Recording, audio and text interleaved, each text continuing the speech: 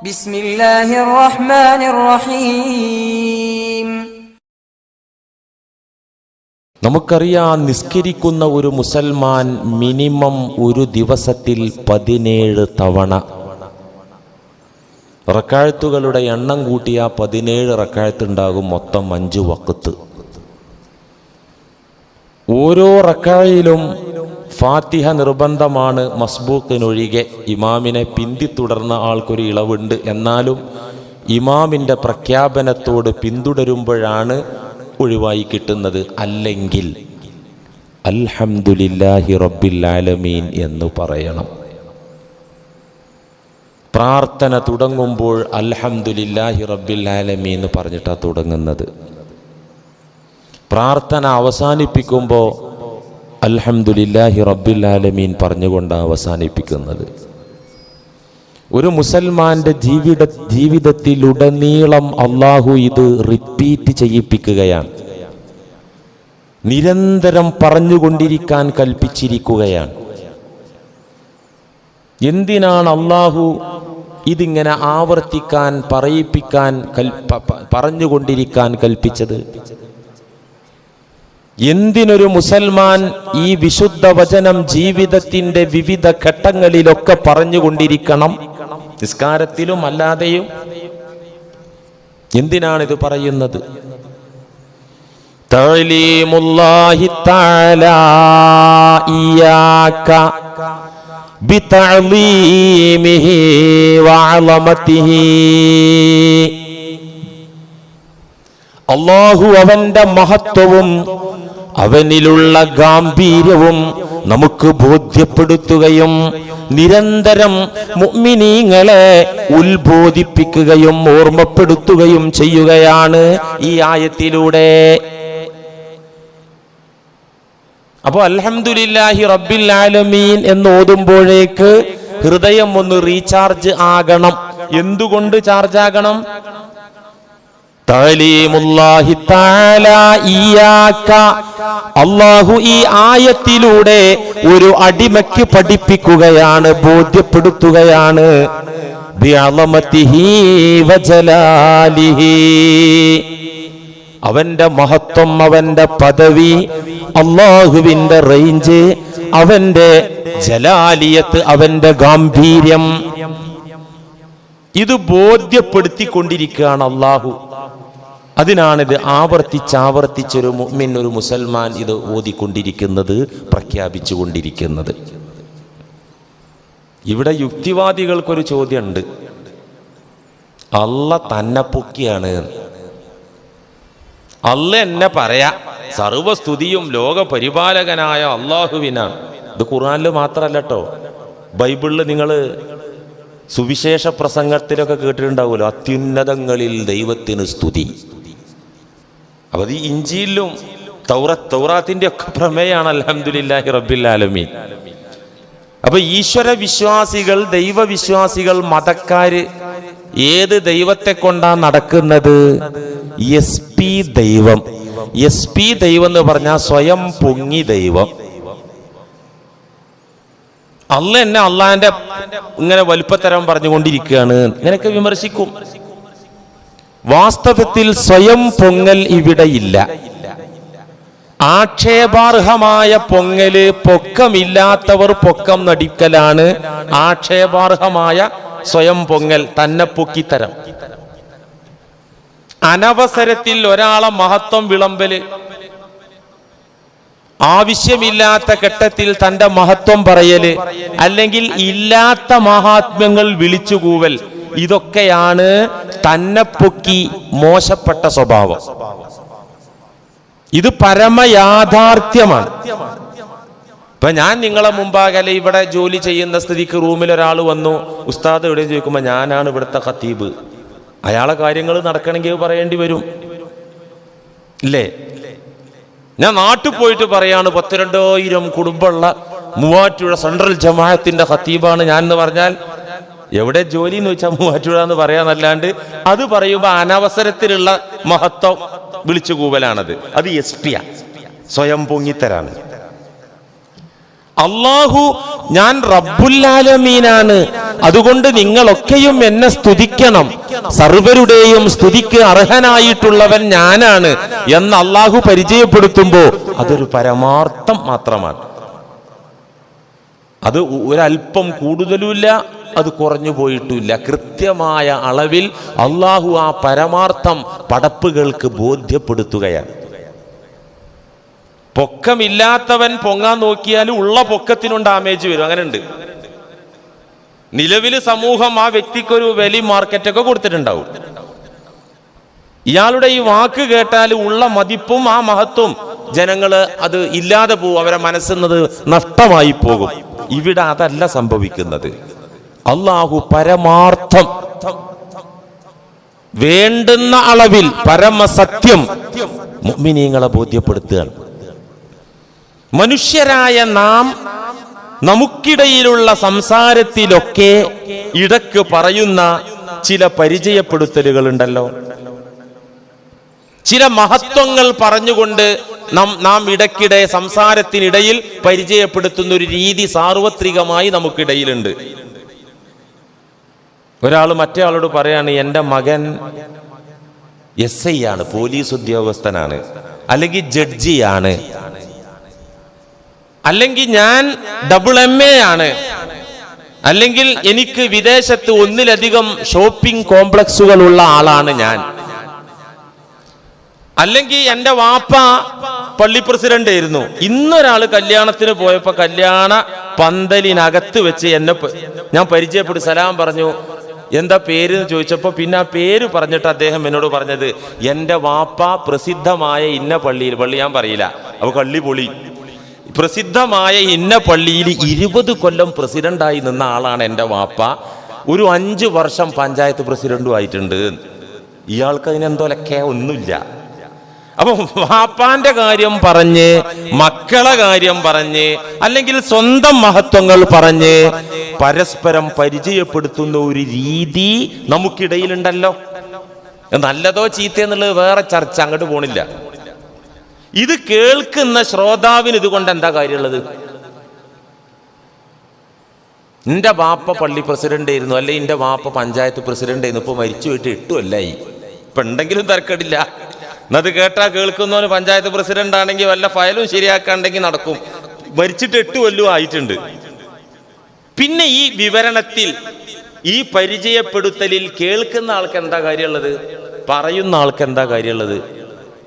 പറയുന്ന ആൾ ഈ പറയുന്ന വാക്കിന്റെ പൊരുള്, ഈ വാക്കുകൊണ്ട് അയാൾ ഉദ്ദേശിക്കുന്നത് എന്താണ്? ഞാൻ ആദരവിനർഹനാണ്. ഈ പറഞ്ഞ ക്വാളിറ്റി ഒന്നുകിൽ ഡയറക്റ്റ് ആയിട്ട് എനിക്കുള്ള യോഗ്യത, അല്ലെങ്കിൽ എൻ്റെ മക്കൾക്ക്, എൻ്റെ മകനുള്ള, അല്ലെങ്കിൽ പിതാവിനുണ്ടായിരുന്ന പണ്ടുണ്ടായിരുന്ന ഈ മഹത്വം നീ മനസ്സിലാക്കണം. മനസ്സിലാക്കിയിട്ട് ആ മനസ്സിലാക്കിയതിനനുസരിച്ച് എന്നോട് പെരുമാറണം, അതിനു വേണ്ട പരിഗണന എനിക്ക് വകവച്ചു തരണം എന്നതാണ് ഇത്തരം വാക്കിന്റെ പൊരുള്, അല്ലേ? ഇതല്ലാതെ എന്താ കാര്യം? ഇതല്ലാതെ എന്താ അതിൽ കാര്യമുള്ളത്? ഈ വാക്കിന്റെ പൊരുൾ അതാണ്. നിങ്ങൾ ഇതറിയണം, എന്നിട്ട് എനിക്ക് അതിന് അർഹമായ സ്ഥാനം തരണം. ഉടമസ്ഥനായ അല്ലാഹു സുബ്ഹാനഹു വ തആല അവനെ പരിചയപ്പെടുത്തുകയാണ്. ഞാൻ റബ്ബുൽ ആലമീനാണ്, ഞാനാണ് സർവലോക പരിപാലകൻ. ഇതിനേക്കാൾ വലിയ ഒരു റേഞ്ച് ഇല്ല, ഇതിനേക്കാൾ വലിയ ഒരു പദവി ഇല്ല, ഇതിനേക്കാൾ വലിയ ഒരു മഹത്വമില്ല. ഈ നിലക്ക് എന്നെ നിങ്ങൾ പരിചയപ്പെടുകയും ആ പരിചയപ്പെട്ടതിനനുസരിച്ചുള്ള ഇടപെടൽ എന്റെ കാര്യത്തിൽ നിങ്ങൾക്ക് ഉണ്ടാവുകയും വേണം എന്ന് അൽഹംദുലില്ലാഹി റബ്ബിൽ ആലമീൻ എന്നതിലൂടെ അല്ലാഹു പഠിപ്പിക്കുന്നു. മഹത്വം ഏതൊരാളുടെയും ഏതൊരു വസ്തുവിൻ്റെയും മഹത്വം ഉൾക്കൊള്ളലാണ് പ്രധാനം. മഹത്വം അറിഞ്ഞാൽ, ഒരു വ്യക്തിയുടെ മഹത്വം അറിഞ്ഞാൽ, ഒരു വസ്തുവിന്റെ മഹത്വം അറിഞ്ഞാൽ, അറിഞ്ഞു കഴിഞ്ഞാൽ അതിനെ മാനിക്കും, അതിനെ ആ വ്യക്തിയെ ആദരിക്കും, ആ വസ്തുവിനെ മാനിക്കും എന്നത് തീർച്ചയാണ്. അതിന് പ്രത്യേക വയലിന്റെ ആവശ്യം പിന്നല്ല. ഇപ്പൊ സ്വർണം അതൊരു വിലയുള്ള സാധനാണ് എന്ന് എല്ലാവർക്കും അറിയാം. എന്നിട്ട് വയല് പറയാ സ്വർണം എന്ന് പറയുന്നത് അത് സൂക്ഷിക്കേണ്ട വിധം സൂക്ഷിക്കണം എന്ന് വയല് പറയേണ്ട ആവശ്യമുണ്ടോ? സ്വർണം എന്താണ് കൊച്ചുകുട്ടികളോട് പറയേണ്ടി വരും, തിരിയാത്ത കുട്ടികളോട്. തിരിയുന്ന ആള് സ്വർണം എന്ന് പറഞ്ഞ സാധനത്തിന്റെ വില അറിയുന്ന ആളോട് അതിനെ മാനിക്കണമെന്നും പരിഗണിക്കണമെന്നും സൂക്ഷിക്കണമെന്നും പ്രത്യേകം പറയേണ്ടി വരുമോ? ഇല്ല. എന്താ കാരണം? സ്വർണത്തിന്റെ വില അറിയാം. ഇതുപോലൊരു വ്യക്തിയുടെ മഹത്വം ആരറിഞ്ഞോ ആ വ്യക്തിയെ പരിഗണിക്കണം കേട്ടോ എന്ന് വഴുതു പറയണ്ട. പ്രധാനമന്ത്രിയാണ് മുഖ്യമന്ത്രിയാണെന്ന് പരിചയപ്പെടുത്തിയാൽ മതി. അതറിഞ്ഞു കഴിഞ്ഞാൽ ആ അധികാരിയോടുള്ള പരിഗണന അറിഞ്ഞവർ കൊടുക്കും. പിന്നെ ബഹുമാനിച്ചോളൂട്ടോ എന്ന് പറയേണ്ട ആവശ്യമില്ല. ഇതിന്റെ പിന്നില് പരിഗണന നഷ്ടപ്പെടുന്നത് വസ്തുവിനായാലും വ്യക്തിക്കാണെങ്കിലും അള്ളാഹുവിന്റെ കാര്യത്തിലാണെങ്കിലും പടപ്പുകൾ പരിഗണിക്കാതിരിക്കുന്നത്, മാനിക്കാതിരിക്കുന്നത് അതിന്റെ വിലയും നിലവാരവും അറിയാത്തത് കൊണ്ട് തന്നെ. അതിന്റെ നിലവാരം, അതിന്റെ മഹത്വം അറിഞ്ഞില്ലേ മൈൻഡ് ചെയ്യൂല. അറിഞ്ഞോ മൈൻഡ് ചെയ്യും. ഒരു നാട്ടിലൂടെ വഴിയിലൂടെ രണ്ടു പേരിങ്ങനെ നടന്നു പോവാണ്. ഒരാൾ ആ നാട്ടുകാരനാ, തദ്ദേശീയനാണ്, ആ നാട്ടുകാരനാ. മറ്റേ ആൾ അതിഥിയാണ്, പുറം നാട്ടിൽ നിന്ന് സുഹൃത്തായ ഈ നാട്ടുകാരനെ കാണാൻ വന്ന ആളാണ്. അപ്പൊ ഒരു അതിഥിയും നാട്ടുകാരനും തൻ്റെ നാട്ടിലൂടെ ഇങ്ങനെ വഴിയിലൂടെ നടന്നു പോകുമ്പോൾ ഓപ്പോസിറ്റ് ഒരു നാടൻ കാക്ക, ഒരു ലോക്കൽ ഇക്ക ഇങ്ങനെ ഓപ്പോസിറ്റിൽ ഇങ്ങനെ വന്നു. ആ ഇക്ക ഈ രണ്ടുപേരോട് സലാം പറഞ്ഞു. അങ്ങനെയുള്ള മര്യാദ ഒരാള് രണ്ടാളോടാ പറയേണ്ടത്. സലാം പറഞ്ഞപ്പോ നാട്ടുകാരനായ വ്യക്തി വഅലൈക്കുമുസ്സലാം വറഹ്മത്തുള്ളാഹി വബറകാതുഹു, ഹാജിയരെ എന്തൊക്കെയുണ്ട് വിശേഷം, സുഖല്ലേ, കണ്ടിട്ട് കുറച്ച് നാളായാലും ഒക്കെ കുശലാന്വേഷണം. കൂടെയുള്ള വിരുന്നേരന് ഇത് ഏതാ സാധനം തിരിഞ്ഞില്ല, വലൈഹിസ്സലാം. അത്ര അവിടെ നിർത്തി. ആ ഫർളായ മടക്കല് മാത്രം മടക്കിയിട്ട് അവിടെ സ്റ്റോപ്പ് ചെയ്തു. ആ നാടൻ ഇക്കാക്ക അങ്ങനെ നടന്നുപോയി അദ്ദേഹത്തിന്റെ ലക്ഷ്യത്തിലേക്ക്. നാട്ടുകാരനും കൂട്ടുകാരനും മുന്നേറി മുന്നോട്ട് ഇങ്ങനെ നടന്നപ്പോ റോഡിന്റെ രണ്ട് സൈഡിലും വമ്പൻ ബിൽഡിങ്ങുകള്, വലിയ മാളുകള്, അമ്പരച്ചുംബികളായ സൗധങ്ങള്. അപ്പൊ നാട്ടുകാരൻ കൂട്ടുകാരനോട് പറയാ, ഈ ലെഫ്റ്റും റൈറ്റും കാണുന്ന ഈ മഹാ കെട്ടിടങ്ങൾ ആരതാന്നറിയോ? വിരുന്നേരം പറഞ്ഞു അറിയില്ല. ഇപ്പൊ നമ്മൾ കണ്ടില്ല നാടൻ കാക്ക, 5 പൈസക്ക് വില മതിക്കാത്ത കാക്ക നമ്മളോട് സലാം പറഞ്ഞ അങ്ങേരതാ. ഓഹോ അങ്ങേരതാ. അങ്ങനെ അവര് രണ്ടാളും അപ്പുറത്ത് സാധനം മേടിക്കാൻ പോയതായിരുന്നു, നാട്ടുകാരനും കൂട്ടുകാരനും. സാധനം മേടിച്ച് തിരിച്ചിങ്ങനെ വന്നപ്പോ പഴയ കാക്കണ്ട് വീണ്ടും ഓപ്പോസിറ്റ് വരുന്നു. അപ്പൊ വിരുന്നേരം കയറിയിട്ട് അസ്സലാമു അലൈക്കും കയ്യൊക്കെ കൊടുത്തിട്ടെ, അറിഞ്ഞിട്ടുണ്ടായില്ല കേട്ടോ, പരിചയപ്പെട്ടു, മനസ്സിലായില്ല, പിന്നെ തിരിഞ്ഞത് എന്നൊക്കെ. നേരത്തെ ഈ ബഹുമാന ആദരവ് ഉണ്ടായില്ല, ഇപ്പം അതുണ്ടായി. എന്തേ കാരണം? അപ്പോഴാണ് മനസ്സിലായത് അയാളെ മഹത്വം. ഇതൊക്കെ സാധാരണ നമുക്കിടയിൽ നടക്കുന്ന ഏർപ്പാടാണ്. അതിനാണ് ഈ ഉദാഹരണം പറഞ്ഞത്. ഇത് നടന്നതുമാണ്, ഞാൻ അതും പറഞ്ഞുതരാം. അപ്പോ ഒരാളുടെ മഹത്വം ഉൾക്കൊണ്ടോ മനസ്സിലായോ മാനിക്കും പരിഗണിക്കും എന്നതുറപ്പാൻ. ഇപ്രകാരം ഏതൊരുവൻ അല്ലാഹു റബ്ബുൽ ആലമീനാണെന്ന് തിരിച്ചറിഞ്ഞുവോ,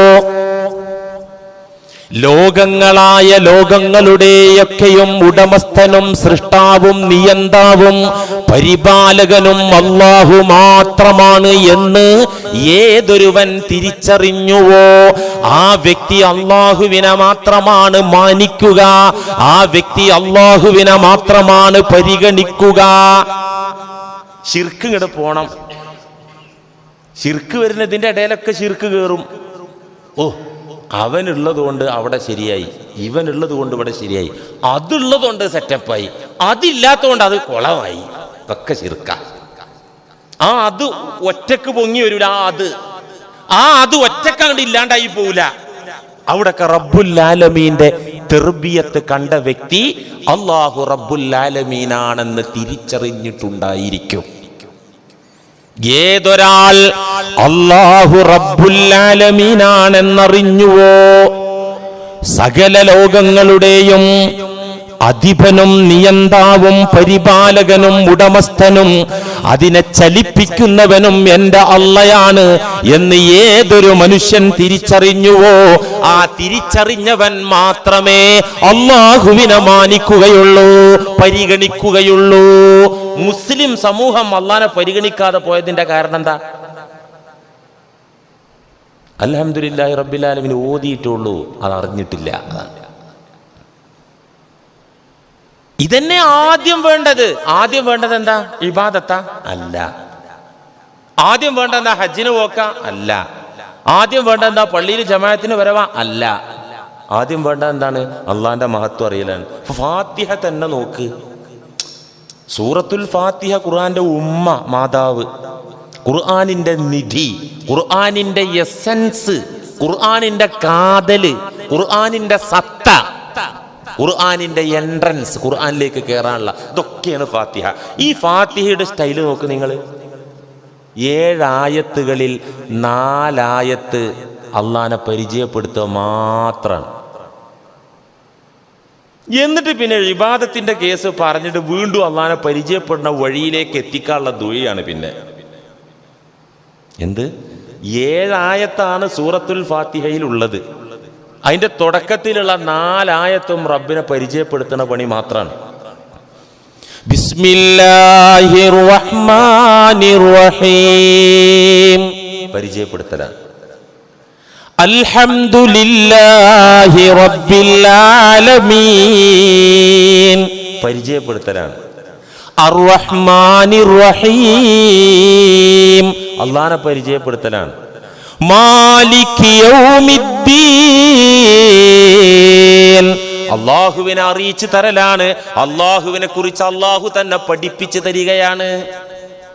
എന്നിട്ട് പിന്നെ ഇബാദത്തിന്റെ കേസ് പറയാൻ ഒരായത്ത് മുഴുവല്ല. ഇബാദത്തിന്റെ കാര്യം പറയാൻ ഒരായത്ത് മുഴുവല്ല, അരായത്ത്.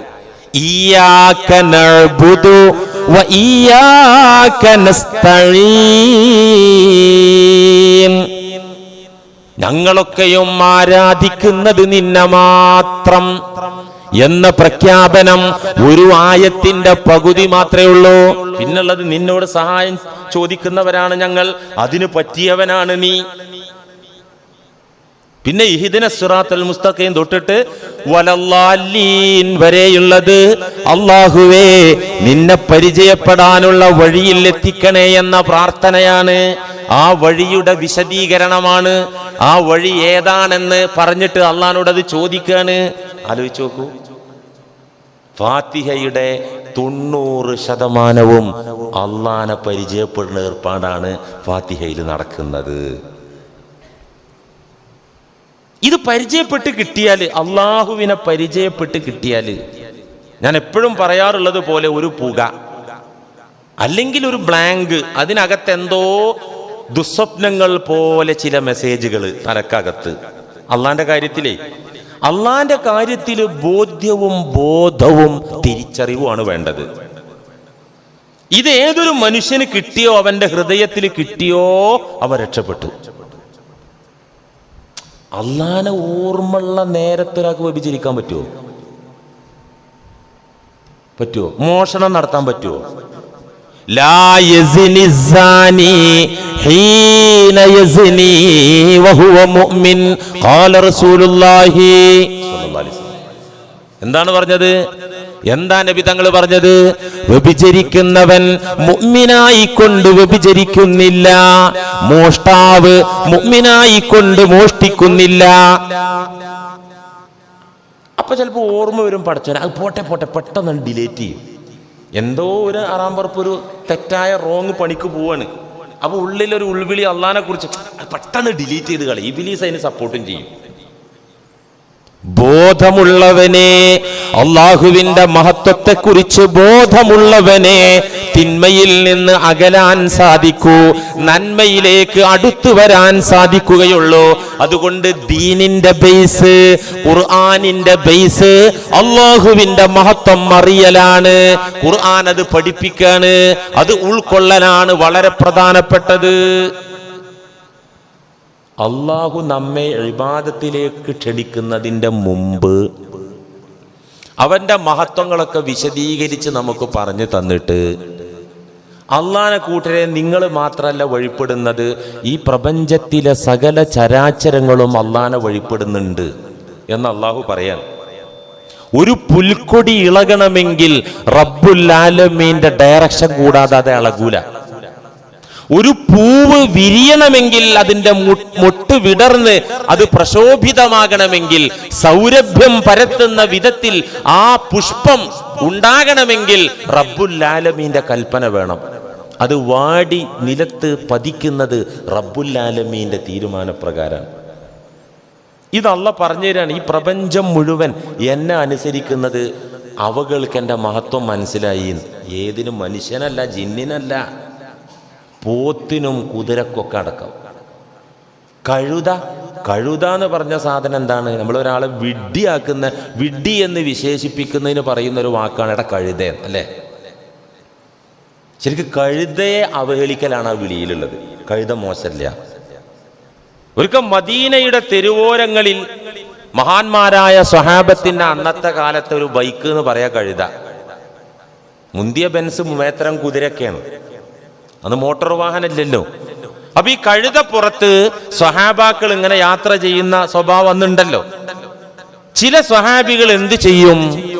വഴികളിൽ ഇങ്ങനെ കഴുതപ്പുറത്ത് യാത്ര ചെയ്യുമ്പോൾ ഓപ്പോസിറ്റ് ഒരു കൂട്ടുകാരൻ വരുമ്പോൾ ആ വഴിയിൽ അങ്ങോട്ട് കടിഞ്ഞാൻ പിടിച്ചിട്ട് കഴുതനെ നിർത്തും, കൂട്ടുകാരനെ നിർത്തും വഴിയിൽ, എന്നിട്ട് സംസാരിച്ചിരിക്കും. ഏതുപോലെ ബൈക്കിൽ ഇങ്ങനെ പോകണ്ടല്ലോ, റോട്ടിൽ പോകണ നേരത്ത് കൂട്ടുകാരനെ കണ്ടാൽ നേരെ ഓപ്പോസിറ്റ് വന്നിട്ട് വർത്താനം പറഞ്ഞിട്ട് ബേക്കിന്ന് കാറോ ഓട്ടോറിക്ഷയോ ഓണടിക്കുന്നുണ്ടാവും, തിരിഞ്ഞു വെക്കൂല, അതങ്ങനെ സംസാരിച്ചിരിക്കും. അല്ലെങ്കിൽ വഴിയിൽ കൊടുന്ന് നിർത്തിയിട്ട് ബൈക്കിൽ സംസാരിക്കും. ഇതൊരു സ്വഭാവമാണ്. അപ്പോ കഴുതപ്പുറത്തിരുന്ന് അങ്ങാടികളിൽ, വഴിയോരങ്ങളിൽ കഴുതയുടെ പുറത്തിരുന്ന് സംസാരിക്കുന്നത് നബി സല്ലല്ലാഹു അലൈഹി വസല്ലമ കണ്ടു. കണ്ടപ്പോ പറഞ്ഞു, നിങ്ങൾ ഈ ചെയ്യുന്നത് തെറ്റാണ്. എന്താ തെറ്റാകാൻ കാരണം? കഴുതപ്പോ പുറത്തൊരാളെ വഹിച്ചുകൊണ്ട് നടക്കുന്ന കഴുതക്ക് ഇച്ചിരി നേരം നിൽക്കുന്നതിന് കുഴപ്പമൊന്നും ഉണ്ടായിട്ടല്ല. ലാ തത്തഖിദൂഹാ കറാസിയ ലിഅഹാദീസികും ഫിത്തുറുഖി വൽ അസ്വാഖ്. നിങ്ങൾക്ക് സുറ പറഞ്ഞിരിക്കാൻ, നിങ്ങൾക്ക് ബഡായി പറഞ്ഞിരിക്കാനുള്ള ചെയറുകളല്ല ഈ കഴുതപ്പുറം എന്ന് പറയുന്നത്. എന്താ പറഞ്ഞത്? നിങ്ങൾക്ക് ഇങ്ങനെ കത്തിയടിച്ച് തമാശ പറഞ്ഞ് ടൈം പാസിന്റെ വർത്തമാനങ്ങൾ പറഞ്ഞ് ഇരിക്കാനുള്ള ചെയറുകളല്ല ഈ കഴുതപ്പുറം എന്ന് പറഞ്ഞത്. എന്തുകൊണ്ട്? റുബ്ബ റാകിബത്തിൻ ഖൈറും മിൻ മർകൂബിഹാ വഅക്സറു ദിക്റൻ ലില്ലാഹി മിൻഹു. എത്ര നാൽക്കാലി കഴുതകളാണ് അതിൻ്റെ പുറത്തേറിയിരിക്കുന്ന ഇരുക്കാലി ജന്തുവിനേക്കാൾ അക്സറു ദിക്റൻ ലില്ലാഹി, അള്ളാഹുവിനെ ഓർക്കുന്ന പരുവത്തിലുള്ളത്. എന്നുവെച്ചാൽ പുറത്തിരിക്കുന്ന ഈ 2 കാലിൽ നടക്കുന്ന മൃഗം അള്ളാനെ ഓർമ്മിക്കൂല, ഈ 4 കാലിൽ നടക്കുന്ന കഴുത അള്ളാനെ ഓർക്കുന്നുണ്ട് കുട്ടികളെ. അതുകൊണ്ട് നിങ്ങൾ ചെയറാകണ്ട, ആവശ്യത്തിന് ഉപയോഗിച്ചോളൂ, യാത്രക്ക് വേണ്ടി നിങ്ങൾ ഉപയോഗിച്ചോളൂ. അതിനപ്പുറം ഒരു ചെയറിന്റെ ഉപയോഗം കഴുതപ്പുറത്ത് നിങ്ങൾ നടത്താൻ പാടില്ല, അത് ദിക്റുള്ള ജന്തുവാണെന്ന് ഖാല റസൂലുള്ളാഹി. എന്ത്? ആര് വെറും കഴുത ദിക്റുള്ള ജന്തുവാണ്? ജന്തുക്കളുടേത് പോട്ടെ, അചേതന വസ്തുക്കൾ, ജീവനില്ലാത്ത വസ്തുക്കൾ, ആ വസ്തുക്കളൊക്കെയും അള്ളാഹുവിനെ വഴിപ്പെടുന്നുണ്ട്. വഴിപ്പെടുന്നത് എന്തുകൊണ്ടാ? അള്ളാഹുവിന്റെ മഹത്വം ഉൾക്കൊണ്ടിട്ടാണ്. ഖുർആൻ തന്നെ പറയുന്നുണ്ടത്. ആകാശഭൂമികളെ പടക്കുന്ന സമയത്ത് സുമ്മസ്തവാ ഇലസ്സമാഇ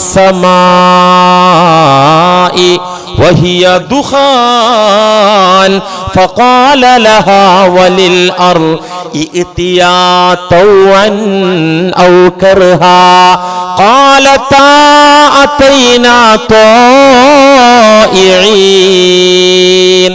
സൂറത്ത് ഫുസ്സിലത്ത് 11-ാമത്തെ ആയത്ത്. അല്ലാഹു ആകാശലോകങ്ങളുടെ നേരെ തിരിഞ്ഞു. വഹിയ ദുഖാൻ, അത് പുകപടലങ്ങളായി കിടക്കുന്ന കാലമാണെന്ന് ആകാശലോകം. പുകയായി കിടക്കുന്ന ആകാശലോകം, ആ ആകാശലോകത്തേക്ക് അല്ലാഹു തിരിഞ്ഞു. ഫഖാല ലഹാ, ആകാശത്തോട് തമ്പുരാൻ പറഞ്ഞു, വലിൽ അർളി, ഭൂമിയോടും അല്ലാഹു പറഞ്ഞു, ഇഅ്തിയാ തൗഅൻ ഔ കർഹാ, ഒന്നുകിൽ മനസ്സിലാക്കി സ്വമേധയാ വഴിപ്പെട്ടോളൂ, അല്ലെങ്കിൽ ഔ കർഹ, ഞാൻ വഴിപ്പെടുത്തും. ആരോടായി പറയുന്നത്? മലക്കിനോടോ ജിന്നിനോടോ മനുഷ്യനോടോ ഒന്നുമല്ല, ആകാശ ലോകങ്ങളോടും ഭൂമിയോടും അള്ളാഹു പറയാണ്, ഇഅ്തിയാ, ഇങ്ങോട്ട് പോന്നോളൂ, തൗഅൻ, എന്നെ മനസ്സിലാക്കി സ്വമേധയാ അനുസരിച്ചു പോന്നോളൂ, ഔ കർഹ, ഇല്ലെങ്കിൽ ഞാൻ കീഴ്പ്പെടുത്തും. എന്റെ പ്രതാപം കൊണ്ടും പവർ കൊണ്ടും അധികാരം കൊണ്ടും ഞാൻ അടക്കി ഒതുക്കും, അല്ലെങ്കിൽ നിങ്ങൾ തന്നെ സ്വയം വഴിപ്പെട്ടു വന്നോളൂ എന്ന് ആകാശ ഭൂമികളോട് പറഞ്ഞപ്പോ, കാലത്താ അതൈനാ ത്വാഇഈൻ, ആകാശലോകങ്ങളും ഭൗമമണ്ഡലങ്ങളും പറഞ്ഞു, ഞങ്ങൾ റബ്ബേ നിന്നെ അനുസരിച്ചിതാ വരുന്നു, ഞങ്ങൾ അറിഞ്ഞും കൊണ്ട് അനുസരിച്ച് ഇതാ വരുന്നു. പഠിച്ചോനെ, നീ ഞങ്ങളെ കീഴ്പ്പെടുത്തേണ്ട ആവശ്യമില്ല, ഞങ്ങൾ കീഴ്പ്പെട്ടുകൊള്ളാം. അവക്ക് അള്ളാന്റെ മഹത്വം തിരിഞ്ഞു. അവക്ക് അചേതന നിർജീവ വസ്തുക്കൾക്ക് അള്ളാഹുവിന്റെ മഹത്വം ഉൾക്കൊള്ളാനായി. അതുകൊണ്ട് അവ നിർണയിച്ച മേഖലയിൽ നിന്ന് ഒരു ഇഞ്ച് പോയിട്ടൊരു അണു തെറ്റിപ്പോല. അതല്ല പറഞ്ഞതുപോലെ വിധിച്ചതുപോലെ അവ നീങ്ങുള്ളൂ. ആ മഹത്വം അവ ഉൾക്കൊണ്ടു. എവിടുന്ന ഈ ആകാശഭൂമികൾക്കും കല്ലിനും മണ്ണിനും മരങ്ങൾക്കും അള്ളാന്റെ മഹത്വം പഠിക്കാനായത്? അവർ മദ്രസയിൽ വന്നിട്ടില്ലല്ലോ, ആകാശവും ഭൂമിയും പള്ളി ദർസിൽ വന്നിട്ട് ഓതി പഠിച്ചിട്ടില്ലല്ലോ, മൊല്ലാക്കാന്റെ അടുത്തും വന്നിട്ടില്ല. പിന്നെ ഇവിടുത്തെ പഠിച്ചത്? അള്ളാഹ് പറഞ്ഞതാണിത്. ഒന്നിക മര്യാദക്ക് അറിഞ്ഞും കൊണ്ട് വഴിപ്പെട്ട് വന്നോളൂ, ഇല്ലെങ്കിൽ ഞാൻ വഴിപ്പെടുത്തും. ഞങ്ങൾ വഴിപ്പെട്ടു വരുമല്ലോ, നിന്നെ അറിഞ്ഞു വഴിപ്പെട്ടു വരുമല്ലോ, ഇതാ വന്നിരിക്കുന്നു എന്ന് ആകാശങ്ങളും ഭൂമിയും പറഞ്ഞു. വിശുദ്ധ ഖുർആനാണ് ഈ പറയുന്നത്. എവിടുന്നേ ഈ മഹത്വം, അള്ളാന്റെ മഹത്വം അവർക്ക് പഠിക്കാനായത്? അള്ളാഹു നിർജീവ വസ്തുക്കളിൽ, അചേതന വസ്തുക്കളിൽ അവന്റെ മഹത്വം ഇൻസ്റ്റാള് ചെയ്തു. ഇന്നിപ്പം പെട്ടെന്ന് മനസ്സിലാവുന്നത്, നമ്മുടെ മൊബൈൽ ഫോണിന് ജീവനുണ്ടോ? ഇല്ല. എന്നാ മൊബൈൽ ഫോൺ അറിയേണ്ടതൊക്കെ അറിയില്ലേ? ഖുർആൻ ഓതും മൊബൈൽ ഫോൺ വേണമെങ്കിൽ, അശ്ലീലങ്ങൾ കാണിച്ചു തരും വേണമെങ്കിൽ, അമേരിക്കയിൽ ഇപ്പൊ നടക്കുന്നത് കാണിച്ചു തരും. എന്താണോ ഇൻസ്റ്റാൾ ചെയ്തത് അതിനനുസരിച്ച് നമ്മുടെ കമ്പ്യൂട്ടറുകളും സ്മാർട്ട് ഫോണുകളും ആക്റ്റീവ് ആകുകയാണ്. ഇത് പണ്ടുള്ള ഒരു മനുഷ്യനോട് മരത്തില് അള്ളാന്റെ മഹത്വം അള്ള ഇൻസ്റ്റാൾ ചെയ്തു, ഉൾക്കൊള്ളിച്ചു, അതിലേക്ക് സന്നിവേശിപ്പിച്ചു എന്നൊക്കെ പറഞ്ഞാല് ഒരു 19 കൊല്ലം മുമ്പ് ജീവിച്ച മനുഷ്യനത് തലയിൽ കൊള്ളൂല. ഇന്ന് നമുക്ക് കൊള്ളും. എല്ലാ ജീവനില്ലാത്ത വസ്തുക്കളിലും അള്ളാഹു അവന്റെ മഹത്വം അങ്ങ് ഇൻസ്റ്റാൾ ചെയ്തു. അതുകൊണ്ട് തന്നെ അചേതന വസ്തുക്കൾ, നിർജീവ വസ്തുക്കൾ സുബ്ഹാനല്ലാഹ് അൽഹംദുലില്ലാഹ് എന്ന് പ്രഖ്യാപിച്ചു കൊണ്ടിരിക്കുന്നു എന്നും ഖുർആൻ വെളിപ്പെടുത്തുന്നു. അവകൾ നിസ്കരിക്കുന്നുണ്ട്, അവകൾ സുജൂദ് ചെയ്യുന്നുണ്ട്. അങ്ങനെ കണ്ട ഖുർആനിലുണ്ട്. വന്നജ്മു വശ്ശജറു യസ്ജുദാൻ ഫബിഅയ്യി ആലാഇ റബ്ബികുമാ തുകല്ലിബാൻ.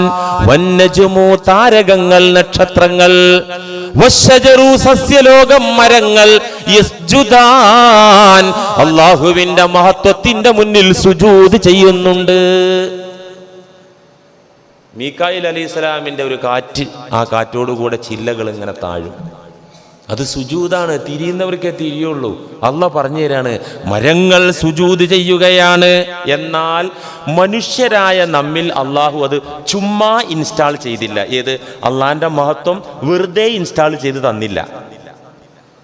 ജീവനും ബോധവും ബുദ്ധിയും അള്ളാഹുവിന്റെ ഖലീഫമാരായ പ്രതിനിധികളായ നമ്മിൽ അള്ളാഹു നിക്ഷേപിച്ചു കൊണ്ട് പറഞ്ഞു, നിങ്ങൾക്ക് വിശേഷ ബുദ്ധി തന്നു, തിരിച്ചറിവ് തന്നു, ബോധം തന്നു. ഈ ബോധം കൊണ്ട് എന്റെ മഹത്വം ഞാൻ പറഞ്ഞുതരാം, നിങ്ങൾക്ക് കാണിച്ചു തരാ. കണ്ണ് തുറന്ന് നോക്കുന്നവർക്കൊക്കെ കാണാൻ പാകത്തില്, ചെറിയ ചിന്ത കൊണ്ട് ഉൾക്കൊള്ളാൻ പാകത്തില് എന്റെ മഹത്വം ഞാൻ നിങ്ങൾക്ക് കാണിച്ചു തരാം. അത് കണ്ടും കേട്ടും അറിഞ്ഞും നിങ്ങൾ നിങ്ങളുടെ ഹൃദയമായ ഹാർഡ് ഡിസ്കിൽ നിങ്ങൾ അത് ഇൻസ്റ്റാൾ ചെയ്യണം എന്ന് അല്ലാഹു സുബ്ഹാനഹു വ തആല.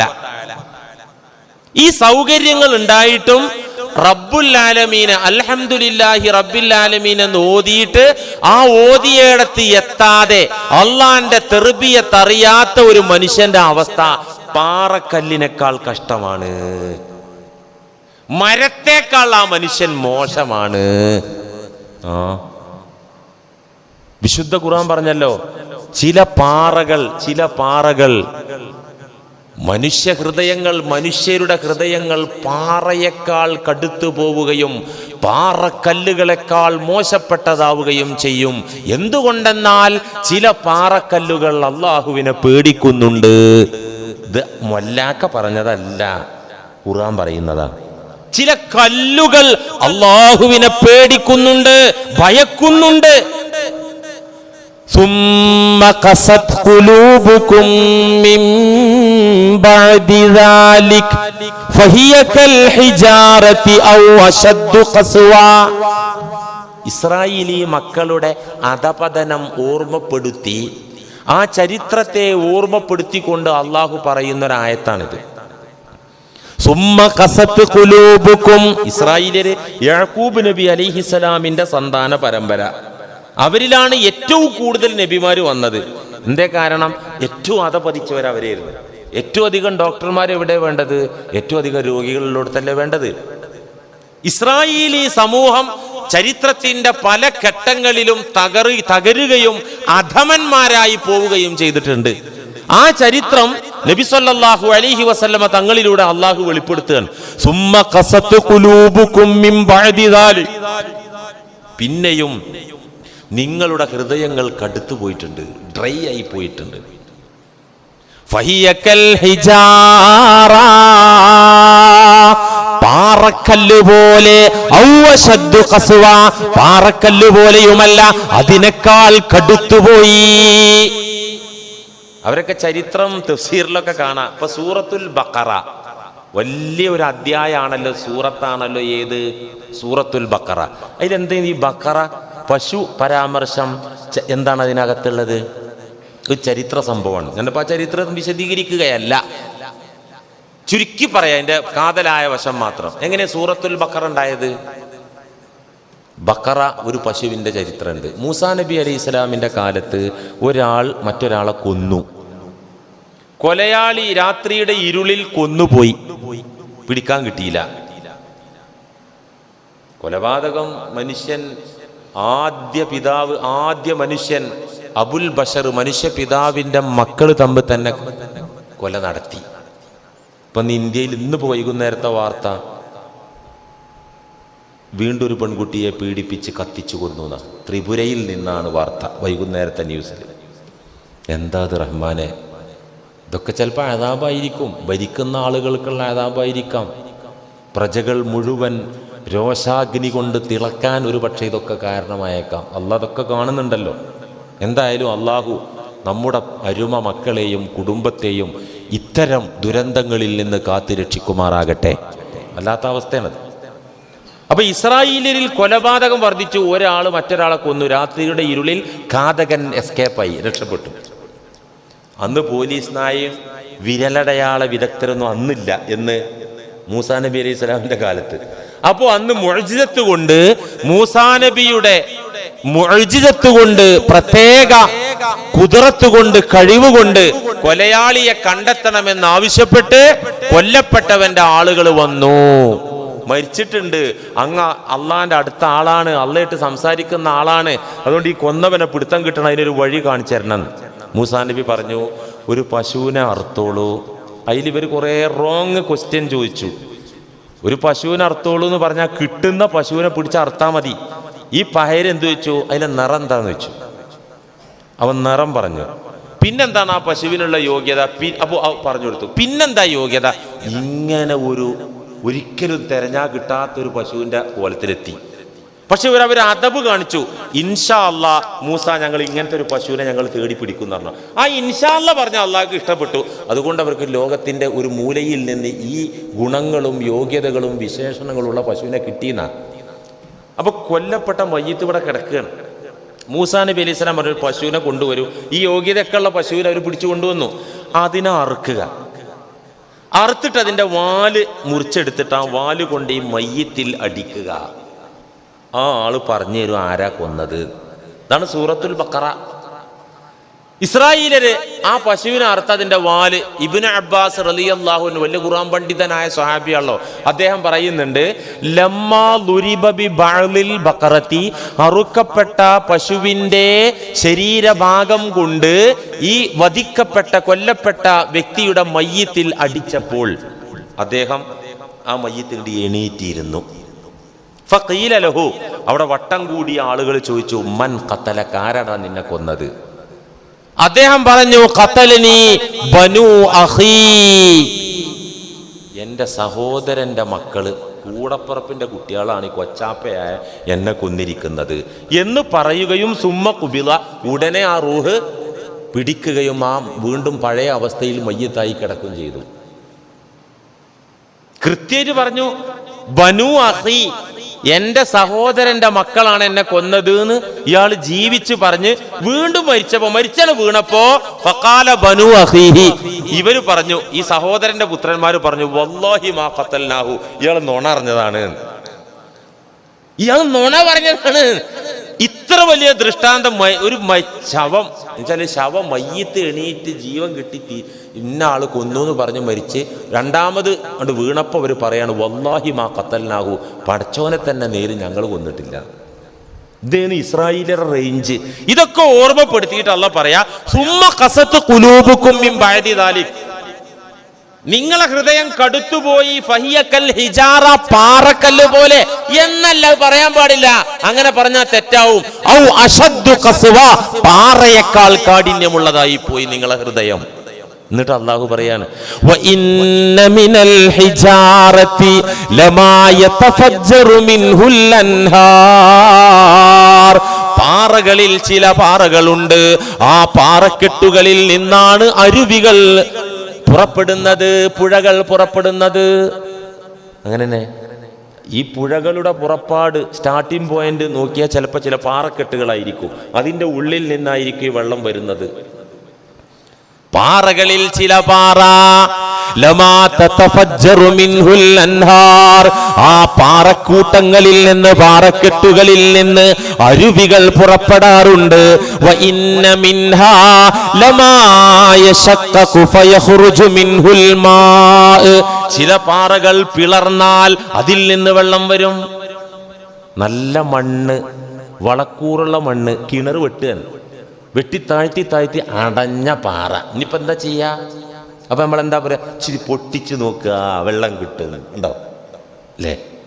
ചില പാറകൾ പിളർന്നു കഴിഞ്ഞാൽ ഫയഖ്റുജു മിൻഹുൽ മാ, കാരുണ്യത്തിന്റെ നീരുറവ ആ പാറക്കെട്ടിന്റെ പാറകളുടെ അടുക്കുകളിൽ നിന്ന് വരും. അങ്ങനെ പറണ്ട്. വ ഇന്ന മിൻഹാ ലമാ യഹ്ബിതു മിൻ ഖശിയത്തില്ലാഹ്, ചില പാറകളുണ്ട് പർവ്വതങ്ങളുടെ മുകൾ ഭാഗത്ത് നിന്ന് അല്ലാഹുവിനെ പേടിച്ച് ഉരുണ്ടു വീഴുന്ന പാറകൾ. ഖുർആനാണ് ഈ പറയുന്നത്. ലമാ യഹ്ബിതു, ഉരുണ്ടു വീഴുന്നു. എന്തുകൊണ്ട്? തോട്ട വെച്ച് പൊട്ടിച്ചിട്ടല്ല, കരിമരുന്ന് പ്രയോഗം കൊണ്ടല്ല, മിൻ ഖശിയത്തില്ലാഹ്, അല്ലാഹുവിനെ പേടിച്ചിട്ട് ചില പാറകൾ താഴേക്ക് ഉരുണ്ടു വരുന്നുണ്ട്. അല്ലാഹു പറയാൻ, ഈ കല്ലുകൾക്ക് ഈ ഖശിയത്തോടെ കിട്ടി മൊല്ലാക്കാന്റെ അടുത്ത് പഠിച്ചതല്ല, അത് അല്ലാഹു ആ കല്ലുകളിൽ ഇൻസ്റ്റാൾ ചെയ്തതാ. അങ്ങനെയുണ്ട്, ഖുർആനാണ് ഇപ്പോ പറഞ്ഞത്. റൂഹുല്ലാഹി ഈസാ അലൈഹിസ്സലാമിന്റെ ചരിത്രത്തിൽ കാണാം. ഈസാ അലൈഹിസ്സലാം ഒരു യാത്രാ മധ്യേ ഒരു നാട്ടിലൂടെ ഇങ്ങനെ നടന്നു പോകുമ്പോൾ ഫറആ ഹിജാറതൻ തബ്കി, ഒരു കല്ല് കരയുന്നത് കണ്ടു. കല്ല് കരയാന്ന് പറഞ്ഞാൽ ചിലപ്പോൾ കല്ലിന്റെ ചെറിയ ഗ്യാപ്പിലൂടെ ഇങ്ങനെ ഉറവ് വരുന്നത് കണ്ടപ്പോൾ അതിൻ്റെ ഉള്ളിലുള്ള രഹസ്യം പ്രവാചകനായ ഈസാ അലൈഹിസ്സലാമിന് അള്ളാഹു കാണിച്ചു കൊടുത്തതായിരിക്കും. അല്ലാതെ എന്ന് പറഞ്ഞിട്ട് ഏങ്ങി കരഞ്ഞോളണമെന്നൊന്നുമില്ല. അങ്ങനെയും സംഭവിക്കാട്ടോ. മുത്ത് റസൂല് ഖുതുബ ഓതിയിരുന്ന ഒരു ഈത്തപ്പന കുറ്റി ഉണ്ടായിരുന്നല്ലോ മദീനത്തെ പള്ളിയിൽ. ബുഖാരിയുടെ ഹദീസാണത്, മുസ്ലിങ്ങളൊക്കെ അംഗീകരിക്കുന്ന ഹദീസാണ്. ആ ഈത്തപ്പന കുറ്റി പോരാതെ വന്നപ്പോ ഒരു മിമ്പറിന് ഓർഡർ ചെയ്തു അല്ലേ? ആ ചരിത്രം നിങ്ങൾ കേട്ടിട്ടുണ്ടാവും. മിമ്പറിന് ഓർഡർ ചെയ്ത് പുത്തൻ മിമ്പർ വന്ന് പുത്തൻ മിമ്പറിലേറി ഖുതുബ ഓതിക്കൊണ്ടിരിക്കുമ്പോ കൊച്ചുകുട്ടി നവജാത ശിശുവിന്റെ കരച്ചില് പോലത്തെ സൗണ്ട് മദീനത്തെ പള്ളിയുടെ ഒരു മൂലയിൽ നിന്ന് കേൾക്കുകയാണ്. സ്വഹാബത്തൊക്കെ ഇവിടെ പുള്ള വന്നോ, ഇത്ര ചെറിയ പുള്ള ഇവിടെ ഉണ്ടോ? നോക്കുമ്പോ ആ ഈത്തപ്പന കുറ്റി തേങ്ങലടിച്ച് കരയാണ്. ഇങ്ങനെയൊക്കെ നടക്കാം, സൗണ്ടും വരാം. എന്താവട്ടെ, ഈസാ അലൈഹിസ്സലാം കണ്ടത് ഈ കല്ല് കരയുന്നതാണ്. ആ കല്ലിനരികിൽ റൂഹുള്ള ചെന്നിരുന്ന് എന്നിട്ട് ആ കല്ലിനോട് ചോദിച്ചു, ലിമത്ത് ബിക്കി, എന്താ സങ്കടം, എന്താ പ്രശ്നം? ഫഖാലത്ത്, ആ പാറക്കല്ല് പറഞ്ഞു, അൽഹമനി റബ്ബി, എന്റെ നാഥൻ എനിക്ക് സന്ദേശം നൽകി. ആ സന്ദേശത്തിന്റെ കൂട്ടത്തിൽ ഒരു ആയത്തുണ്ട്, വഖൂദുഹന്നാസു വൽ ഹിജാറ, നരകത്തിന്റെ വിറക് ദുഷ്ടന്മാരായ മനുഷ്യരും ചില കല്ലുകളുമാകുന്നു എന്ന്. ഖുർആന്റെ ആയത്താണത്. ഖുർആന്റെ പല ആയത്തുകളും മുൻകാല വേദങ്ങളിലും കിതാബുകളിലും ഉണ്ട്. മുൻകാല നബിമാർക്ക് ഇറക്കിക്കൊടുത്ത പല ആശയങ്ങളും ഖുർആനിൽ ഒന്നും വിട്ടുപോയിട്ടില്ലല്ലോ. തൗറാത്തിൽ വേണ്ടത്, ഇഞ്ചീലിൽ വേണ്ടത്, സബൂറിൽ വേണ്ടത് ഒക്കെ ഖുർആൻ ഉൾക്കൊള്ളിച്ചിട്ടുണ്ട്. അതിന് പുറത്തുണ്ട്. വഖൂദുഹാ, നരകത്തിന്റെ വിറക്, അന്നാസു, ചില മനുഷ്യരാണ്, വൽ ഹിജാറ, ചില കല്ലുകളുമാണ് എന്ന് ഖുർആൻ അല്ലാഹുവിന്റെ സന്ദേശം എനിക്ക് കിട്ടിയിട്ടുണ്ട്. അത് കിട്ടിയ അന്ന് തൊട്ട് ഞാൻ പേടിച്ച് കരയാണ്. എന്ന് ആര്? കല്ല്. ആ കല്ലുകളെ കൂട്ടത്തിൽ ഞാനൊരു കല്ലാകുമോ? ഇതോർത്തൊരു മനുഷ്യനും കരച്ചിലില്ല കേട്ടോ. ഒരു മനുഷ്യന് കരച്ചിലില്ല. പടച്ചോനെ, നരകത്തിന്റെ വിറകാകുന്നത് മനുഷ്യന്മാരുണ്ട്, അക്കൂട്ടത്തിൽ ഞാൻ ഉണ്ടോന്ന് അവർ താരാ കരഞ്ഞ്? ജീവിതത്തിൽ നമ്മൾ ആരെങ്കിലും കരഞ്ഞിട്ടുണ്ടോ? അള്ളാഹ് ഖുർആനിൽ പറഞ്ഞ ഈ ആയത്ത് നിങ്ങൾ കേട്ടിട്ടുണ്ടാവുമല്ലോ, വഴന്നിലും പരിഭാഷ വായിച്ചിട്ടും കരഞ്ഞിട്ടുണ്ടോ? എന്നാൽ കല്ല് കരയുകയാണ്. ഈ സന്ദേശം എനിക്ക് കിട്ടിയ അന്ന് തൊട്ട് ഞാൻ ഭയത്തോടെ കരയുകയാണ്. അക്കൂട്ടത്തിൽ ഈ കല്ലായ ഞാനുണ്ടാകുമോ? ഈസാ അലൈഹിസ്സലാം ആ കല്ലിനോടൊന്ന് ചേർന്ന് നിന്ന് അള്ളാഹുവിനോട് പ്രാർത്ഥിച്ചു, ഈ കല്ലിനെ വിറകിൽ നിന്ന് രക്ഷപ്പെടുത്തണം, വിറകാക്കരുതേ അല്ലാ, ഈ കല്ലിനെ നീ രക്ഷപ്പെടുത്തണം പടച്ചോനെ എന്ന് ദുആ ചെയ്തു. ഫഔഹല്ലാഹു തആല ഇലാ ഈസാ, ഈസാ നബിക്ക് അല്ലാഹു വഹ്യ് കൊടുത്തു, അൻഖദ്തുഹാ മിനന്നാർ, ആ കല്ലിനെ ഞാൻ ഒഴിവാക്കിയിട്ടുണ്ട്, ആ കല്ലിനെ ഞാൻ നരകത്തിലെ വിറകാക്കില്ല എന്ന ഉത്തരം, ദുആക്കുള്ള ഇജാബത്ത് വഹിയായി വന്നു. വഹിയായി വന്നപ്പോൾ ഫഅഖ്ബറഹാ ഈസാ അലൈഹിസ്സലാം, ഉടനെ കല്ലിനോട് അത് ഓതി, നിന്നെ അല്ലാഹു ഒഴിവാക്കി എന്ന് എനിക്ക് വഹി വന്നിട്ടുണ്ട്. ഫഫറഹത്തി സ്വഖറ, സന്തോഷിച്ചു, കരച്ചിൽ നിർത്തിയത. ഈസാ അലൈഹിസ്സലാം തൻ്റെ ലക്ഷ്യത്തിലേക്ക് യാത്ര തുടർന്നു. കുറേ മാസങ്ങൾ കഴിഞ്ഞ്, അന്നൊക്കെ മാസങ്ങളാണല്ലേ യാത്ര, മാസങ്ങൾ കഴിഞ്ഞ് യാത്ര തിരികെ വരുമ്പോൾ, യാത്ര തിരിച്ചു പോരുമ്പോൾ ആ സ്ഥലത്തെത്തി. ഒരു കരയുന്ന കല്ലിനെ കാണുകയും അള്ളാഹുവിനോട് ദുആ ചെയ്ത് ആശ്വസിപ്പിക്കുകയും ചെയ്ത കല്ലിന്റെ അരികിൽ തിരിച്ചെത്തിയപ്പോൾ ഓർമ്മ വന്നു, ഒരു കല്ലുണ്ടായിരുന്നല്ലോ ഇവിടെ, ഒന്ന് കാണാൻ കൊതിയായി. ആർക്ക്? ഈസാ അലൈഹിസ്സലാമിന്. ആ കല്ലുള്ളോടത്തേക്ക് രണ്ടാമത് തിരിച്ചു വന്നപ്പോൾ ചെന്ന് നോക്കുമ്പോ വീണ്ടും ആ കല്ല് കരയാണ്. അപ്പൊ ഈസാ അലൈഹിസ്സലാം ചോദിച്ചു, അന്ന് നിന്റെ സങ്കടം ഞാൻ മനസ്സിലാക്കി അള്ളാഹിനോട് ചോദിച്ചു ഉത്തരം വാങ്ങി തന്നല്ലേ, ഇന്നെന്തിനാ നീ കരയുന്നത്? അങ്ങയുടെ വാക്കിൽ വിശ്വാസമുള്ളത് കൊണ്ട് തന്നെയാണ് ഇപ്പോൾ ഞാൻ കരയുന്നത്. അന്ന് ഞാൻ കരഞ്ഞിരുന്നത് ഖൗഫൻ ലി റബ്ബി, എന്റെ റബ്ബിനെ ഞാൻ ഭയന്നായിരുന്നു എങ്കിൽ ഇന്ന് ഞാൻ കരയുന്നത് ശുക്റൻ ലി റബ്ബി, എന്നെ നരകത്തിൽ നിന്ന് രക്ഷപ്പെടുത്തിയതിനുള്ള നന്ദിയുടെ കരച്ചിലാകുന്നു റൂഹുല്ലാഹ്. അന്ന് പേടിച്ചിട്ട് കരഞ്ഞു, ഇപ്പൊ ഞാൻ കരയുന്നത് എന്തിനാ കരയുന്നത്? ശുക്റായിട്ടുള്ള കരച്ചിലാണ്. അൽഹംദുലില്ലാഹി റബ്ബിൽ ആലമീൻ എന്നത് കല്ലിന് തിരിയും.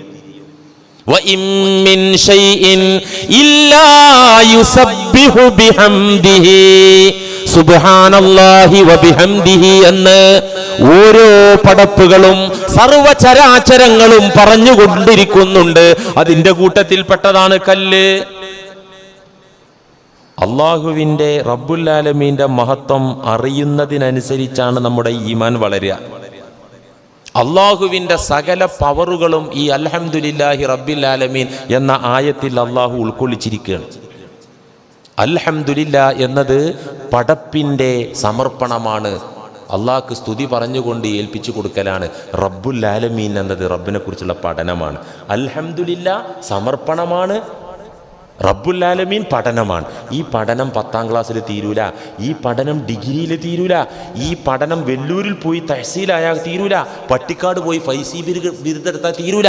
റബ്ബുൽ ആലമീനെ കുറിച്ചുള്ള പഠനം മരണം വരെ തുടരണം. അള്ളാഹു തൗഫീഖ് ചെയ്യട്ടെ. വ ആഖിറു ദഅവാനാ അനിൽ ഹംദുലില്ലാഹി റബ്ബിൽ ആലമീൻ. അസ്സലാമു അലൈക്കും.